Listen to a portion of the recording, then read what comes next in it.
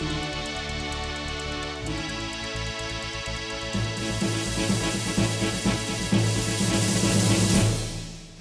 terima kasih Anda masih bersama kami di seputar Aceh. Pemirsa, gempa bumi yang berkekuatan 5,7 skala Richter kembali menguncang Provinsi Aceh Kamis pagi tadi sekitar pukul 9.53 waktu Indonesia Barat di Sabang, Pulau Weh.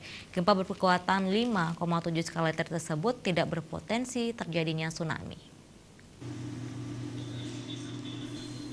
Gempa bumi dengan kekuatan 5,7 skala Richter yang mengguncang kawasan kota Sabang pada pukul 9.53 waktu Indonesia Barat pagi tadi berlokasi di 7,09 Lintang Utara, 9397 Bujur Timur atau tepatnya 202 km barat laut kota Sabang, dan gempa tersebut terjadi di kedalaman 165 km.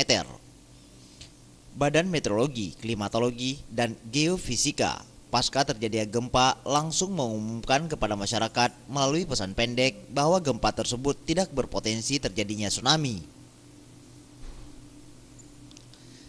Selain di kota Sabang, getaran gempa dalam hitungan detik tersebut turut juga dirasakan oleh sebagian warga yang ada di wilayah kota Banda Aceh.